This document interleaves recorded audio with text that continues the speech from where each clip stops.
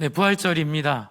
제가 지난 금요일에는 자녀를 잃은 심정을 예수님의 어머니 마리아를 통하여 보여주시고 그 끔찍한 상황 가운데서 고난을 통해 또 우리를 위해 돌아가신 그 예수님의 고난을 같이 나누었습니다.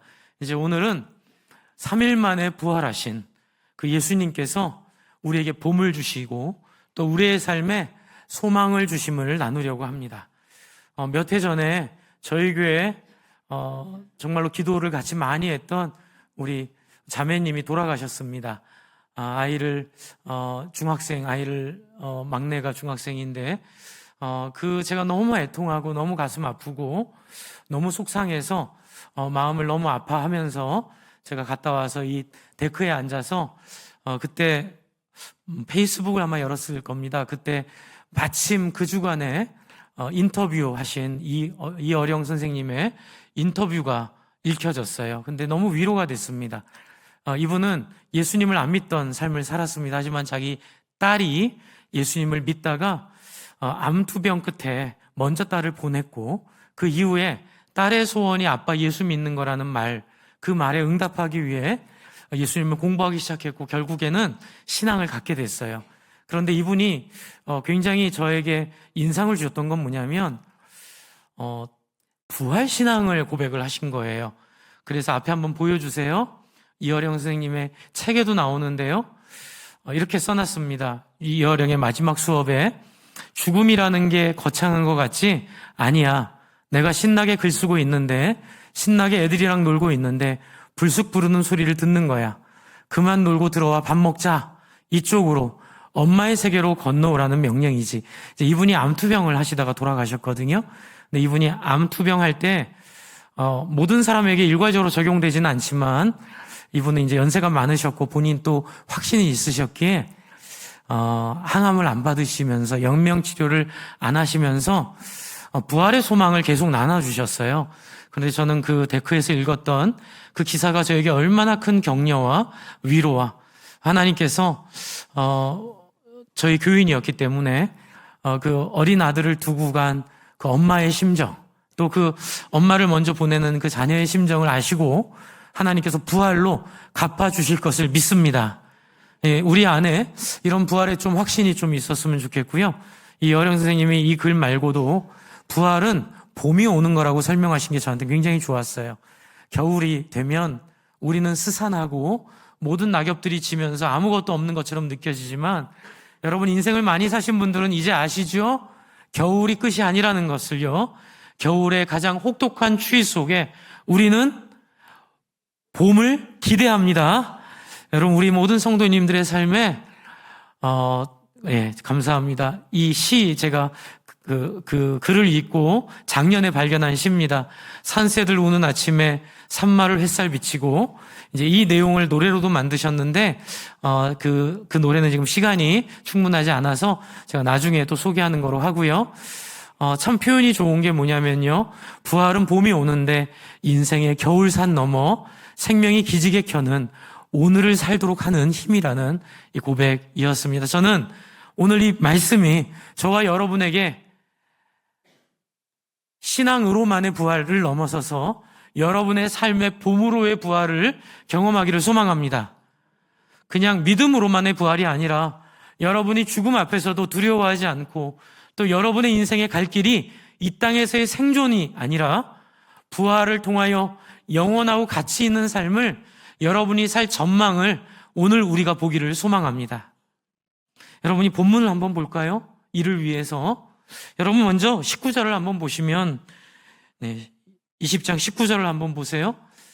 이날 곧 안식 후 첫날, 이날이 언제예요?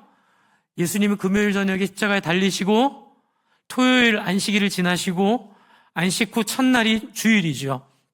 주일, 예수님이 부활을 언제 하셨을까요? 새벽에 하셨습니다.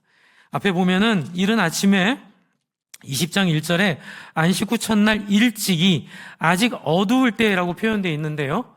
그러니까 새벽녘에 마리아가 찾아갔을 때, 막달라 마리아가 찾아갔을 때 이미 예수님은 안 계셨어요. 그렇기 때문에 예수님은 새벽 일찍 부활하셨어요. 그런데 지금 시점이 언제예요? 저녁이죠. 네, 저녁입니다. 새벽부터 저녁까지 많은 시간이 흘렀습니다.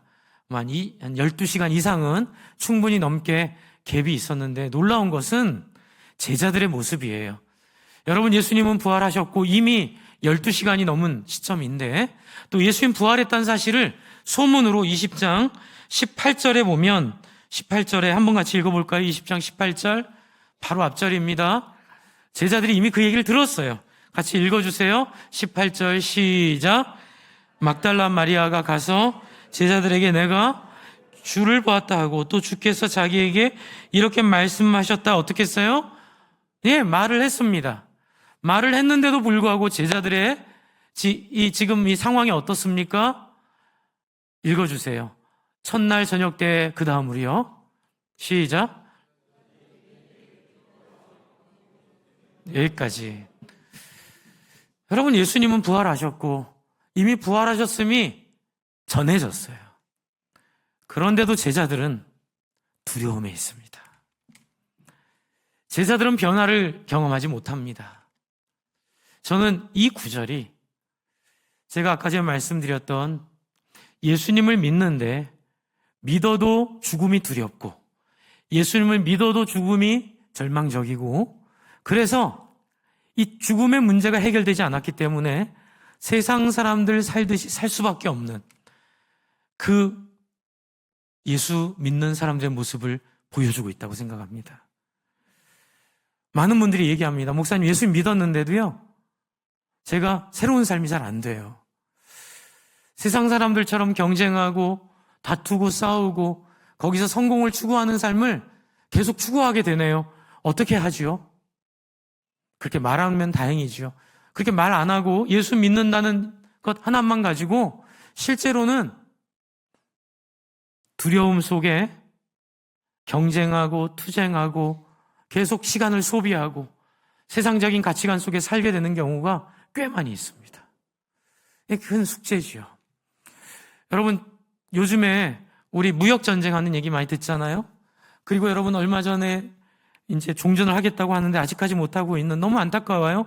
젊은 사람이 매일 몇백 명씩 죽어나가고 있습니다. 지금도. 그 우크라이나 전쟁 계속하고 있습니다. 우리는 한때 그럴 일이 없을 거라고 기대했어요. 왜냐하면 사람들이 잘 먹고 잘 살고 또 이렇게 실리를 찾으면 그런 전쟁 없을 거라고 생각했는데 아니었네요. 전쟁은 다시 생기고 다시 신냉전으로 들어오면서 우리가 느끼는 건 뭐냐면 인간의 탐욕은 끝이 없다는 거예요. 그냥 이 정도에서 만족하고 이 정도에서 됐다고 생각하면 좋을 텐데 사람들은 더 많은 것들을 얻고자 하여 지금 자기가 누리고 있는 평화를 인정하지 않습니다. 제가 고민을 했어요. 왜 저렇게 돈을 더 벌려고 할까? 왜 저렇게 전쟁을 할까? 그건 뭐냐면요. 여러분, 강아지들이 짖는 거랑 똑같습니다. 여러분, 강아지가 처음에는 제가 싫어서 짖는 줄 알았어요. 근데 나중에 강아지를 키우다 보면서 깨달은 게 하나 있습니다. 강아지는 언제 짖을까요? 무서울 때 짖더라고요. 강아지를 지배하는 건 공포예요. 그래서 이것을 주인이 사랑으로 잘 훈련하면 강아지가 스윗한, 러블리한 강아지가 됩니다. 그래서 결국 키는 강아지에게 얼마나 사랑을 경험하게 하느냐에 따라 강아지들이 바뀌게 되는 거예요.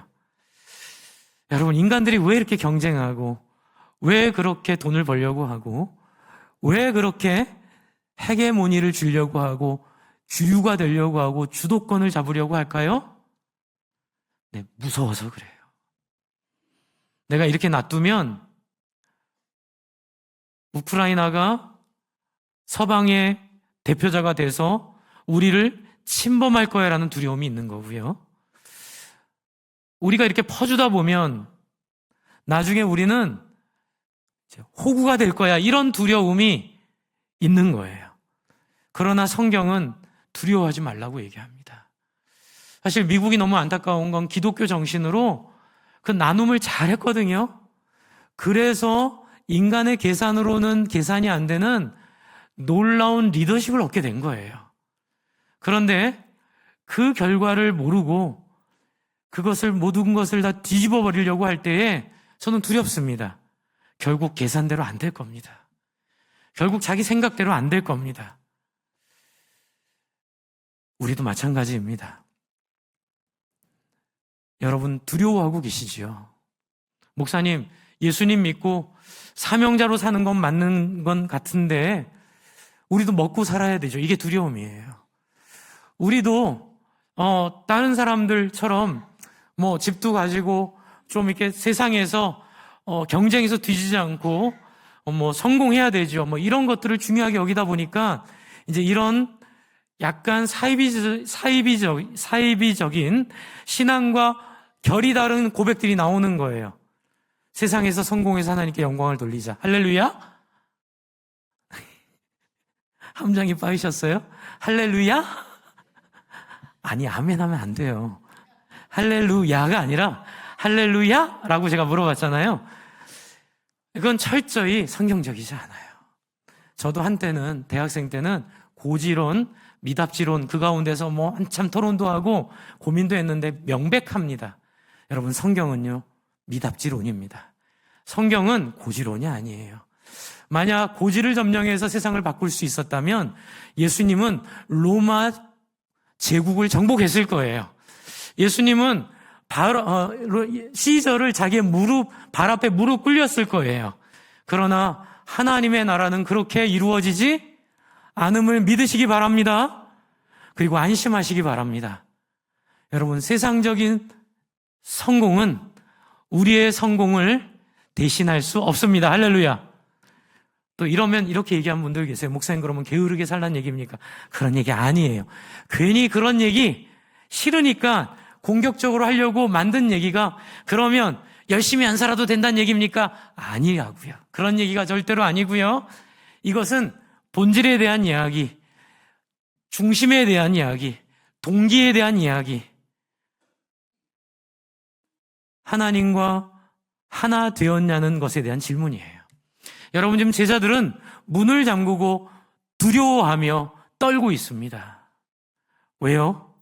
같이 해주실래요? 아직 부활한 예수를 못 만났기에. 여러분, 예수님 부활했다는 소식은 들었지만, 부활했다는 예수님의 이야기는 알지만 그것만으로는 부족한 거예요. 많은 성도님들이 삶 속에서 이 부활의 능력으로 살아내지 못하는 이유는, 이 부활의 영광으로 살아내지 못하는 이유는 알고만 있기 때문에 그래요. 부활하신 예수님이 오실 때에 그분을 만나면 다 해결될 줄로 믿습니다. 그리고 나서 예수님이 오십니다. 제가 여러분께 뻔한 얘기 물어보겠습니다. 예수님이 오셨나요? 제자들이 찾아갔나요? 예수님이 오시죠. 여러분을 예수님이 찾아오심을 기대하시기 바랍니다. 목사님 30년 신앙생활 했는데 상처만 가득해요. 목회자도 그런 분들 많으세요. 목회의 마지막이 후회와 상처와 아픔, 너무너무 가슴 아프지요. 그러나 그때 제가 생각할 수 있는 건 딱 하나, 예수님 만나주세요. 여러분, 우리가 신앙생활 하면서 어려움도 겪고 좀 세상적인 모습으로 상처도 겪지만 그 모든 것들은 부활하신 예수를 만나지 못한 데서 오는 부작용이라고 생각하면 됩니다. 여러분, 믿으십시오. 오늘 예수님이 여러분을 불쌍히 여기셔서 여러분을 먼저 찾아오십니다. 근데 여기서 중요한 건 찾아오는 방식이에요.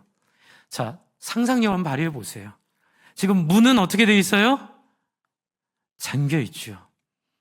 여러분, 예수님이 문을 먼저 밖에서 두드리고 누군가가 나와서 문을 열었을 때 예수님이다 이렇게 얘기를 할 수도 있죠. 그렇죠? 그런데 그런 방법을 때론 쓰기도 하시지만 또 안 쓰고 지금 여기서는 그냥 이들에게 나타나시는 거예요. 왜 이렇게 하셨을까요? 상상해 보세요. 왜 이렇게 하셨을까요? 극적 효과를 갖기 위해서 그래요. 여러분, 예수를 믿는 믿음에는요, 신비로운 일들이 있음을 인정해야 합니다. 내가 예측하지 못한 일들이 있음을 인정해야 됩니다. 그런 건 못 배운 사람들이나 경험하는 거야. 성령의 은사나 성령의 나타나심이나 성령의 역사는 그거는 이성적이지 않아. 이렇게 얘기하면 안 된다는 거예요. 제가 대학생 시절에 전도 훈련을 받았습니다. 남산으로 데리고 가더라고요. 남산에서 저한테 알려줬어요. 조별로 나뉘어서 전 2명이 1명이 됐는데 제 후배랑 같이 올라가는데 기도할 때에 하나님 어디로 가야 되는지 알려주세요. 기도하라고 그러더라고요. 근데 약간 거부감이 들었어요. 그렇게 기도하는데 알려주나? 근데 하래요. 그래서 그 친구랑 손잡고 기도했는데 마음에 하나님이 봉화대라는 마음을 주셨어요. 어린 마음에 그냥 봉화대 생각이 들었어요. 그래서 제 그 후배한테 우리 봉화대로 올라가자. 남산 밑에서 봉화대까지 올라갔습니다. 올라가면서 전도했는데 사람들이 다 이렇게 버리고 얘기 좀 하면 시간 없다 그러고 이렇게 다 외면을 당하고 올라갔고요. 올라갔는데 봉화대 앞에 어떤 젊은 친구가 그 봉화대가 앞에 있고 뒤에 벤치가 있는데 거기에 앉아 있는데 그 친구한테 갔어요. 갔는데 이 친구가 마음을 여는 거예요. 그래서 1시간 반을 복음을 설명하고 또 질문하길래 대답하고 또 그 친구랑 같이 지금 캐나다에서 담임 목회하고 있는데 그 친구가 저 만나면 그 얘기해요. 계속 만날 때마다 너무너무 그때 기억이 오래 남는다고. 그러면서 정말 우리의 실력보다 훨씬 많은 것들을 나누었고 결국에는 같이 기도하면서 많이 같이 울고 하다가 그 친구가 그 얘기를 하더라고요. 자기가 여기 왜 올라온 줄 아냐고. 그래서 우리가 어떻게 하냐고. 사실 자기는 너무 어려운 일을 겪어서 이제 끝내야겠다 생각하고 오늘 봉화대 올라온 거라고. 기왕에 죽을 거. 그렇죠? 예, 봉화대에서 죽겠다 생각하고 서울시대 전경이 다 보이잖아요. 거기서 뛰어내리려고 올라와서 이제 마지막 마음 정리하고 나가려고 그랬는데 저희가 잡았다는 거예요. 그리고 그 자리에서 같이 예수님 영접하고 같이 기도하고 참 너무나 강렬한 기억이었고 소름 끼치는 기억이었어요. 그리고 그 뒤에도 전도할 때마다 거지 전도 여행이라는 것도 몇 번 가봤는데 전도할 때마다 또 이렇게 큰 광장에서 같이 이렇게 기도하면서 전도할 때 정말로 너무 신기하고 신비한 일들이 계속 벌어지는 것들을 보면서 마음의 갈등이 조금 있었어요. 뭐냐면 내가 이거 받아들이면 무식한 기독교인 되는 거 아닌가? 이거 받아들이면 내가 굉장히 좀 이성적인 걸 놓치는 그런 사람 되는 거 아닌가? 그런데 그런 내용들이 자주 오고 또 그것이 하나의 은혜가 분명하기에 그것을 확 받아들이고 그 은혜 가운데 좀 살다가 제가 뭘 했냐면 신학을 했잖아요. 영국 유학까지 갔잖아요. 이제 공부를 하다 보니까 욕심이 생기는 거예요. 난 논문으로 얘기할 거야. 나는 설교로 설득할 거야. 이게 실력 없는 사람들이나 막 이렇게 기도하면 뭐가 보이고 기도하면 사람들이 낫고 하는 거지. 그냥 말씀 잘 전하면 그 말씀이 사람들을 설득할 거야. 이런 생각을 하면서 제 안에 있는 그런 여지들을 많이 죽였어요. 그러다가 많이 고생했습니다. 목회를 하면서. 나는 잘 준비하고 설교했는데 엉뚱한 오해로 그것을 오해하고 삐진 사람들이 생기고 제 마음대로 잘 안 되는 거예요. 그러다가 우리 교회 와서 제가 가정교회 모임에서 질문한 적이 있어요. 어떻게 그 목회를 그렇게 잘하시나 질문했을 때 다 얘기를 해주시더라고요. 최영기 목사님이. 또 다른 사람도 질문하고. 근데 그건 우리 다 하고 있거든요. 하라는 거 다 하고 있었어요. 그런데 왜 되는 사람이 있고 안 되지? 그랬을 때 나중에 깨달은 게 있어요. 뭐냐면 아침마다 기도하면서 겸손하게 하나님의 인도를 구하고 그 놀랍고 신비한 하나님의 인도를 인정하고 아무리 많이 배운 사람이라도 아무리 훌륭한 목회자라도 그것을 인정하고 하나님께 자리를 내어줄 때 하나님이 일하시는 걸 본 거예요. 할렐루야. 그 다음부터 제가 목사님한테 그 얘기 했어요. 목사님 그 얘기 좀 해주세요. 그랬더니 목사님 그러시더라고요. 다 그렇게 하는 거 아니야? 다 그렇게 기도하고 다 그렇게 하나님의 인도받는 거 아니야? 아니에요. 그게 우리한테 너무 필요해요. 그래서 그것을 활성화하면서 그런 것들을 교육하고 배우면서 만난 분이 이번에 부흥집회에 오셨던 우리 김영주 목사님이세요.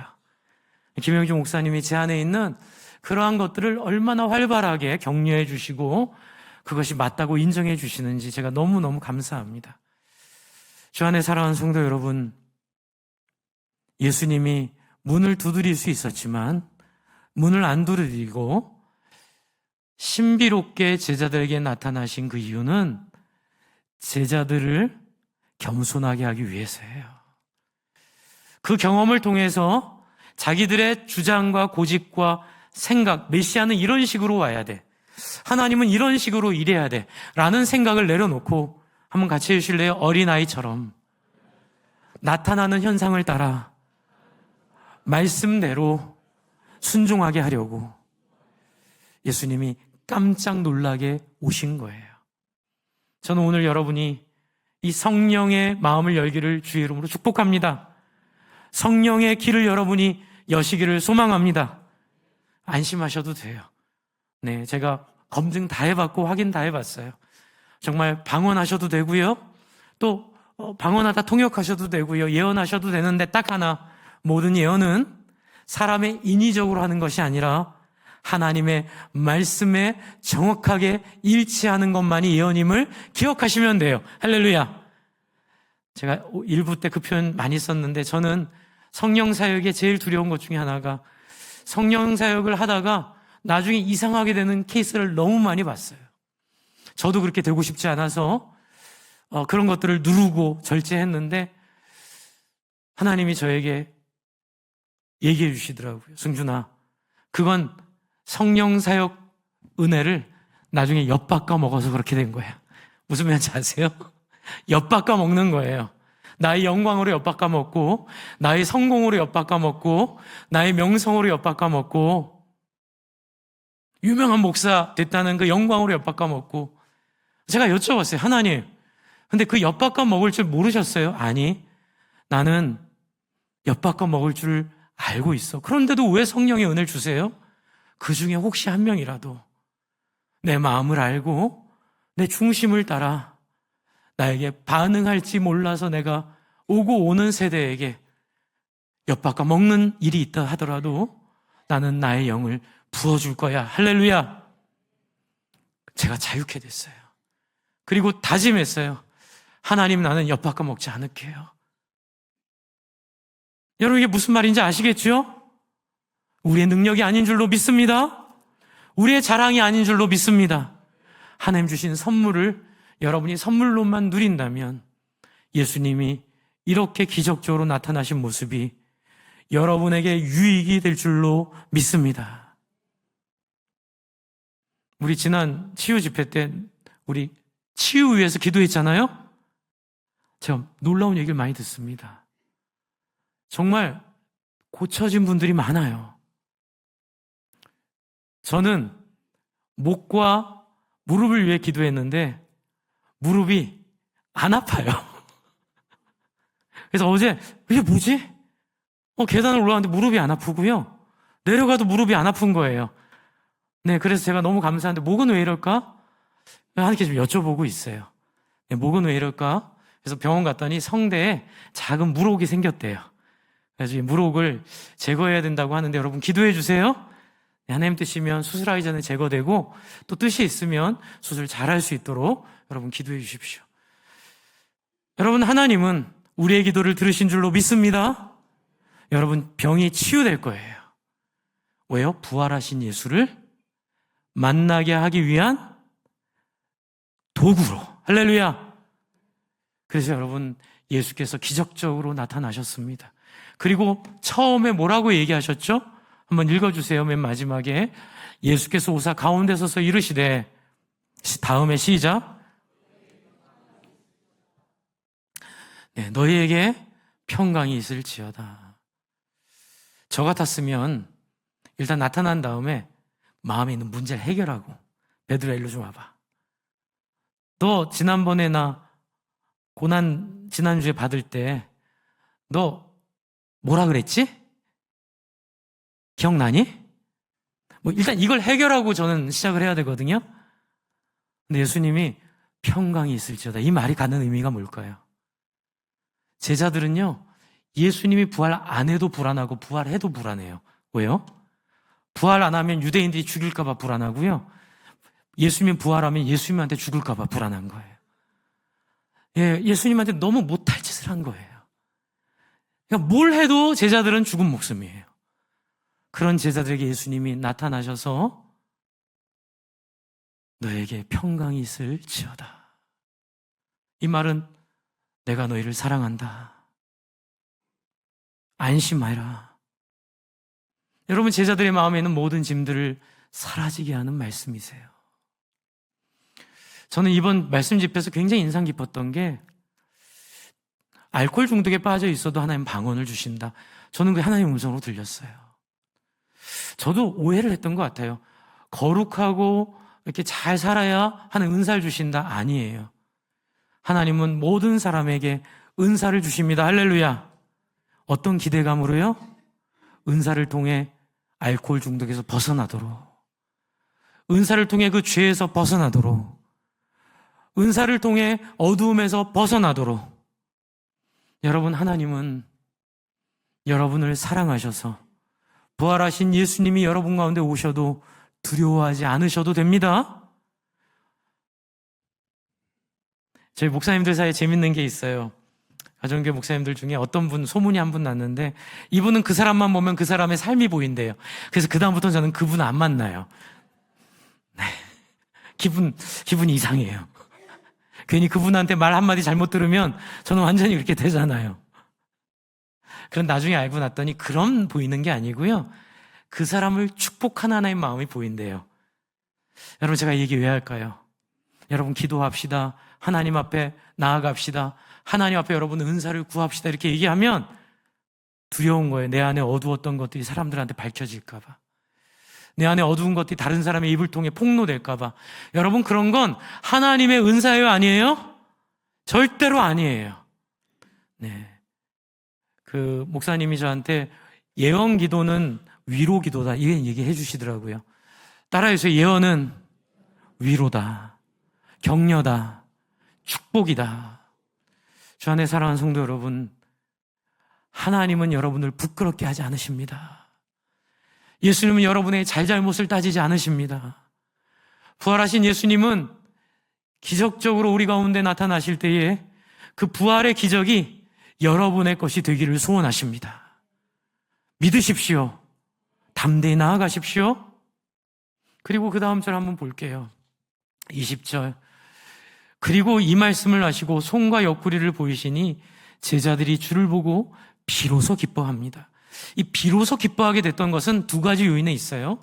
첫 번째는 방금 제가 나누었던 예수님 멱살 잡지 않으시고 예수님 화가 안 났구나, 이제 이것을 알게 되면서 첫 번째 기쁨이 있고요. 두 번째는 손과 옆구리를 보이실 때에 이들이 기뻐했다는 거예요. 이게 뭐냐면요, 이들에게 필요했던 것들을 해주시는 거예요. 이들에게는 뭐가 필요했냐면 정말 부활하신 예수님이 맞는지에 대한 검증이 필요했고요. 뒤에 보면 도마가 이 자리에 없었기 때문에 자기가 예수님의 손가락을 그 못자국에 넣어보지 않으면 못 믿겠다 했더니 예수님이 여기 있어 넣어봐라고 얘기하면서 도마에게 나타나 또 평강이 있을지어다 말하며 도마가 필요하고 원하는 걸 해주세요. 혼내는 거 아닙니다. 여러분, 이런 거예요. 제가 군대에 있을 때 제 맏후임이 바로 이제 제 다음에 군대 들어온 친구가 참 좋은 친구였어요. 참 좋은 친구인데 아픔이 너무 많았어요, 인생에. 제가 계속 전도했습니다. 그런데 전도가 안 돼요. 참 예수만 믿으면 될 친구인데. 근데 이 친구가 지금 그 연합통신의 부장으로 있어요. 그래서 얼마 전에 전화했어요. 반갑게 인사하면서 안부 물으면서 나 목회 잘하고 있는데 근데 어떻게 예수 믿어? 물어봤더니 이게 알잖아요. 나 예수 안 믿는 거. 그 얘기는 제가 뭔지 알아요. 왜 그러냐면 이 친구가 저한테 얘기하더라고요. 어렸을 때 너무 가난한 집에 살았어요. 전북 김제에서. 너무 가난한 집에 살았는데 동네에서 교회를 가면 사탕을 준다 그래서 이제 자존심은 있던 친구예요. 사탕을 받으러 갔는데 자기 앞줄에서 끊겼대요. 그런데 자기가 그 자존심 강한 친구가 너무 먹고 싶어서 저도 갖고 싶어요라고 그랬을 때 오늘 준비한 거 다 떨어졌어. 다음 주에 다시 와. 이 얘기를 들은 거예요. 근데 거기서 자기가 너무 수치스럽고 자기가 너무 그게 너무 분노가 돼서 내 평생 교회는 안 간다 이 결심을 했다고 하더라고요. 제가 그 친구를 처음 만난 게 91년 3월이니까는요. 91년 3월부터 전한 작년 겨울까지 몇 년이에요. 이게 안 풀리는 거예요. 근데 제가 이 말씀을 생각하다가 그 친구 생각이 났어요. 하나님, 그 친구가 경험했던 사탕으로 그 상처를 치료해 주시옵소서. 어떤 방법일지 모르겠지만 이게 무슨 말이냐면 여러분이 각자 가지고 있는 상처의 흔적들, 여러분이 예수님한테 자유롭게 나가지 못하는 여러 가지 요인이 각자 다 다르겠지요. 어떤 사람은 사탕에 대한 상처 때문에, 어떤 사람은 교회 생활을 하다가 일하다가 겪은 어떤 어려움 때문에, 또 어떤 사람은 지도자 때문에, 또 어떤 사람은 그 밖에 여러 이유 때문에 안 될 거예요. 그때 예수님이 너 무조건 남 믿고 따라와가 아니라 그가 가장 필요한 치유의 도구를 써서 내 못자국한 난 손과 내 이 창자국을 보여주면서까지 그들이 필요한 치료를 해주신다는 거예요. 아멘. 여러분, 그래서 어떻게 해야 될까요? 여러분이 필요한 것들을 아뢰시기 바랍니다.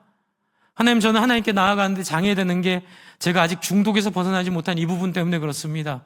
제가 또 어렸을 때 받은 상처 때문에 그렇습니다. 그러면 하나님 거기에 맞는 손과 옆구리를 보여주시면서 여러분의 마음을 활짝 열어주실 거예요. 여러분, 이것을 우리가 기대하는 것이 성령의 사역이에요. 그리고 이번에 우리 치유 사역한 것도 마찬가지예요.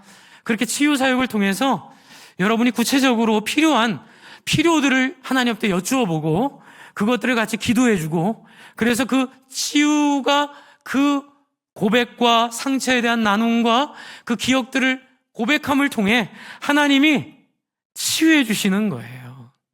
제가 청년 때 제 교수님을 쫓아다니면서 부흥회를 다녔는데 성령의 임재가 있었는데, 그중에 어렸을 때 성에 대한, 약간 성추행에 대한 상처로 평생 이 남자에 대한 분노, 신앙이 안 열렸던 자매가 있었는데 그 자매가 고백을 했어요.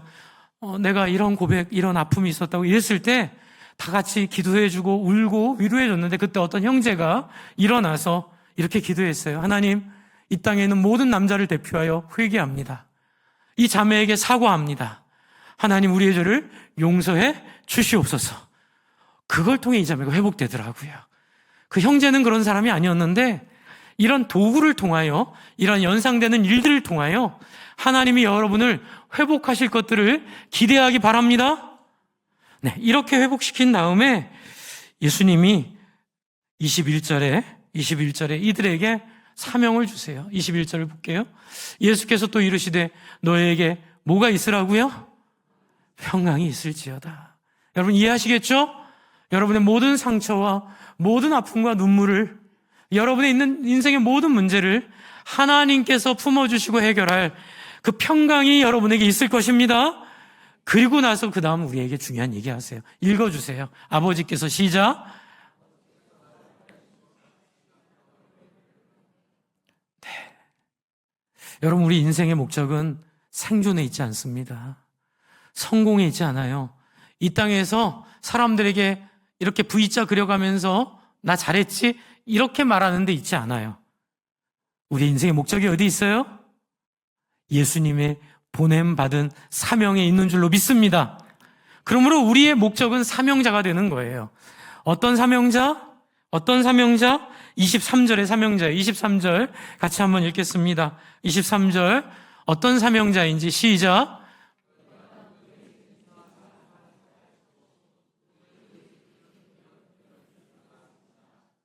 이게 무슨 얘기일까요?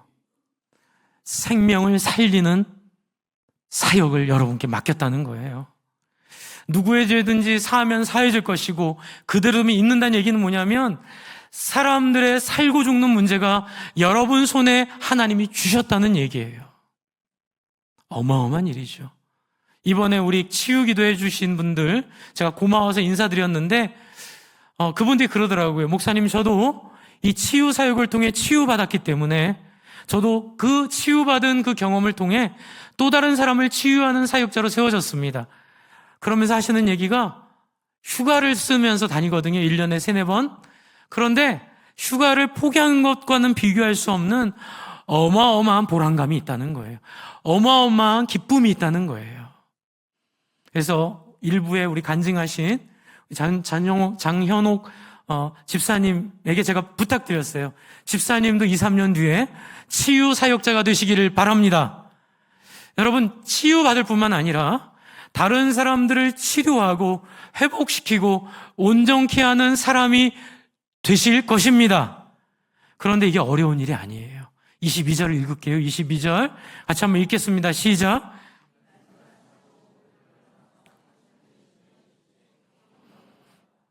아멘. 저는 이번 집회를 통해서 회복한 게 하나 있어요. 뭐냐면 제가 예전에 누렸던 그 성령의 순수함으로 누렸던 성령의 역사에 대해 제가 신학교를 다니고 공부하면서 이런 거는 좀 비이성적인 거야. 이런 거는 좀 위험해. 이렇게 하면서 닫아놨던 부분들을 이번에 하나님이 열게 하셨어요. 제가 마음을 활짝 열고 하나님을 향해 하나님, 저는 부족합니다. 아무리 공부를 했고 아무리 많은 것들을 깨닫고 알고 있어도 하나님의 영이 인도해 주셔야 되겠습니다. 할렐루야. 그리고 저를 맡겼어요.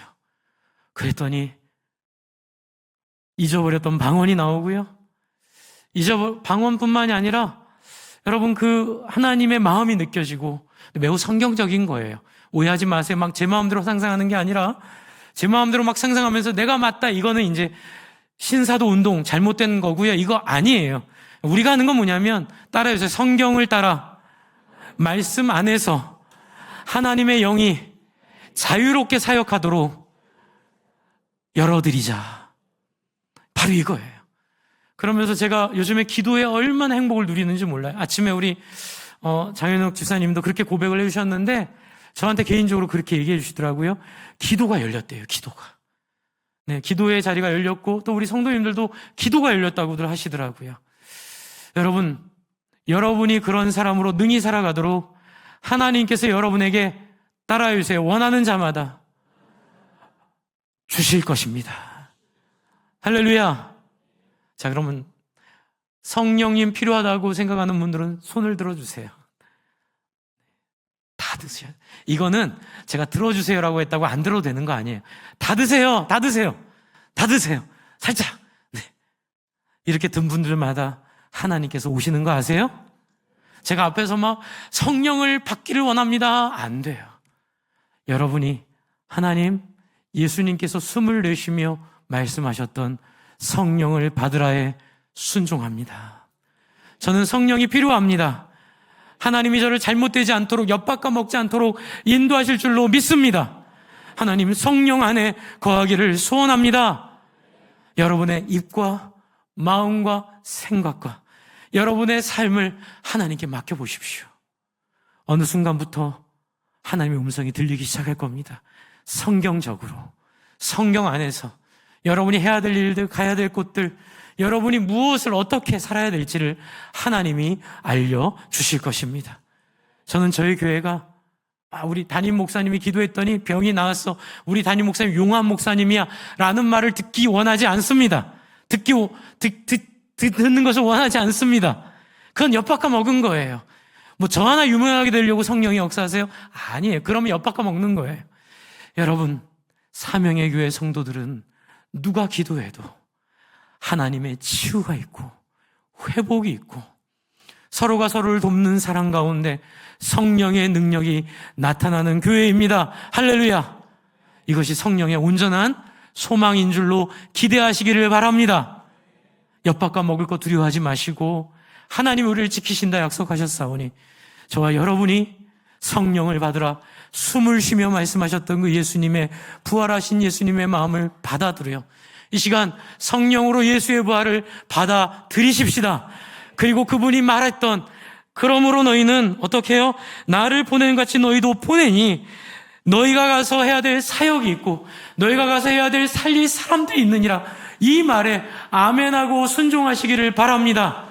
그래서 본업이 영혼구원하고 제사 살리며 예수님의 권능을 따라 사람들을 살리는 사람들이 되고, 부업이 회사의 부장으로 또 사장으로 또 여러분 각자 맡은 여러분의 삶의 자리에서 그 일을 감당하는 복들이 살아나신 예수님을 경험하며 있기를 소망합니다.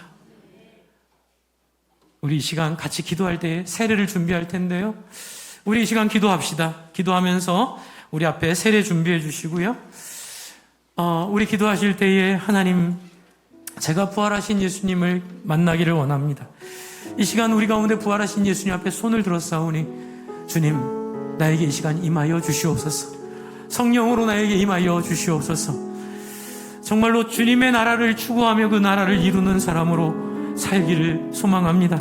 성령으로 나를, 내 삶을 하나님 새롭게 살게 해 주시옵소서. 이 시간 이렇게 같이 한번 같이 기도하겠습니다. 기도합니다.